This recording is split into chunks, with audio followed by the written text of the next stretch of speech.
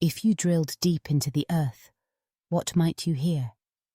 Imagine for a moment the absolute silence at the edge of a frozen wilderness.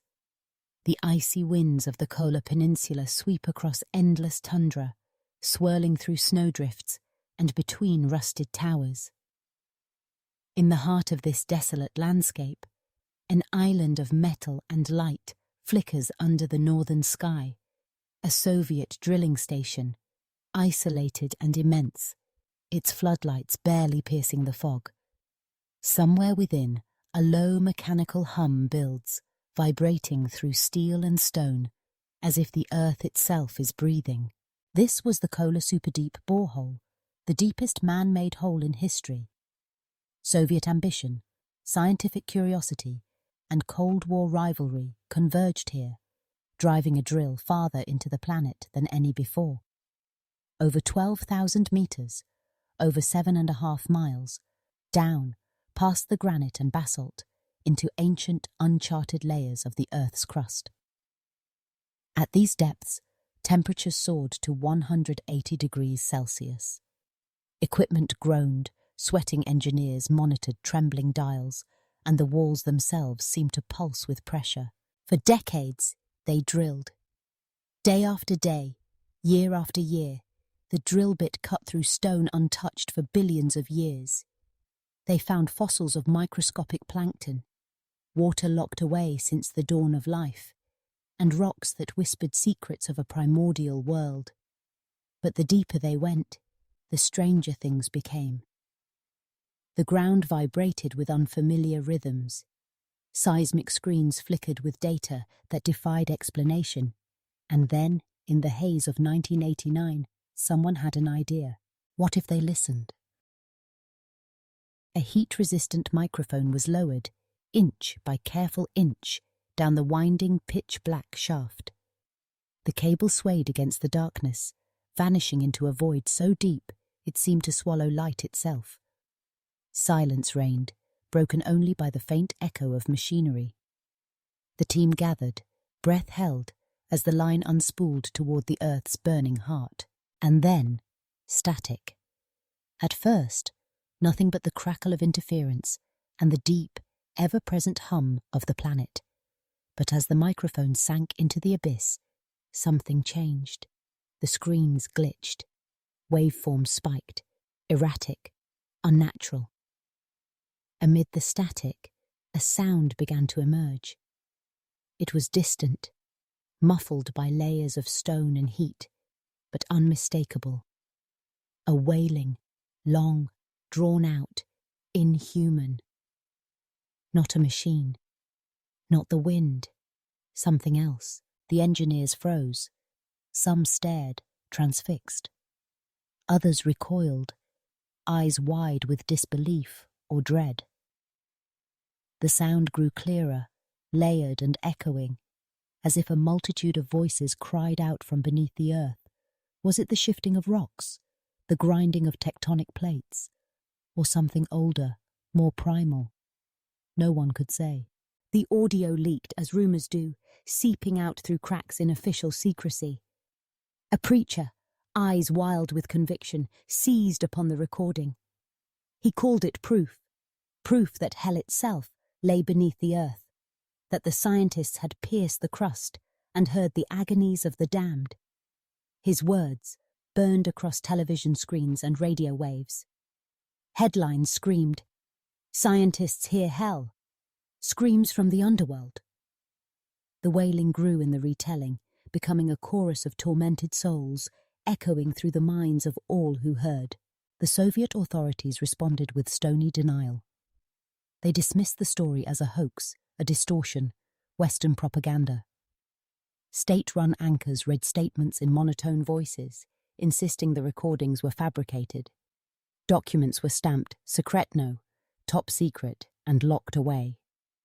The drilling site was shuttered, gates chained, warning signs posted, restricted zone.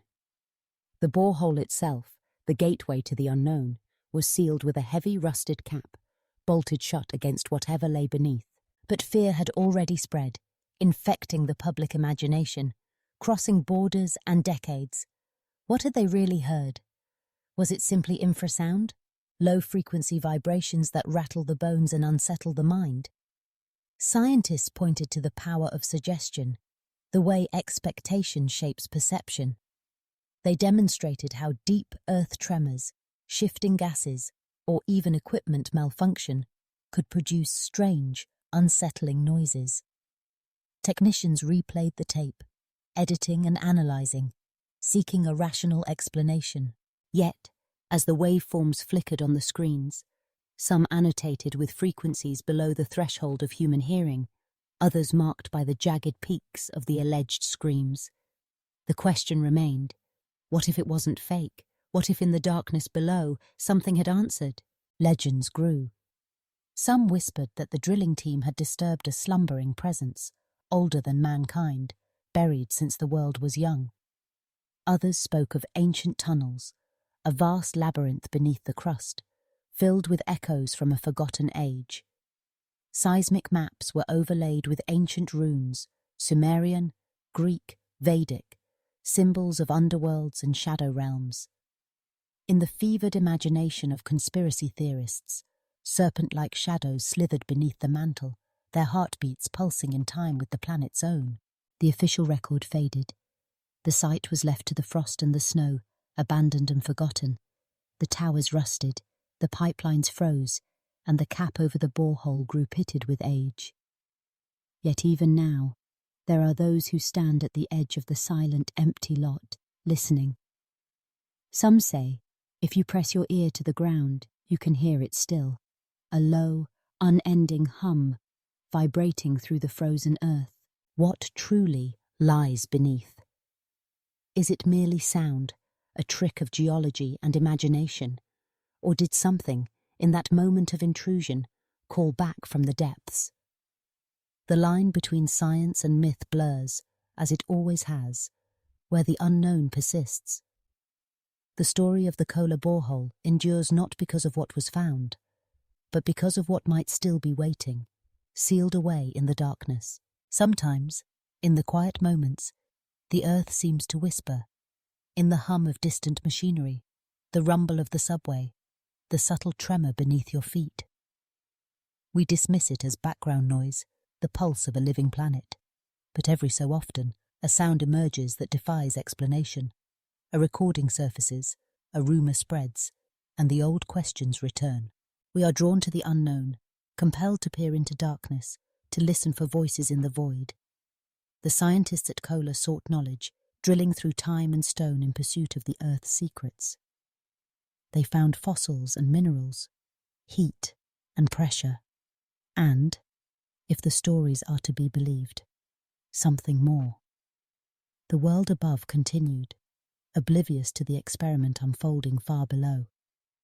But in that chamber, bathed in flickering fluorescent light, the boundary between reason and fear was breached. What did they really hear?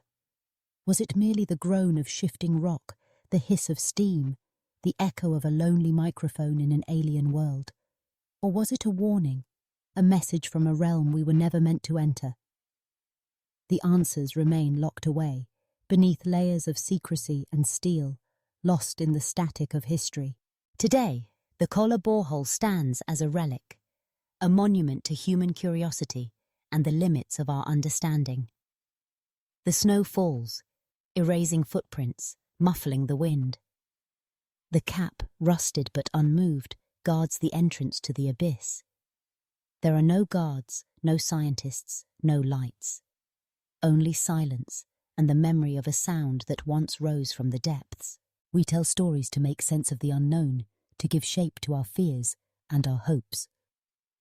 The tale of Kola is a warning, a challenge, a mystery.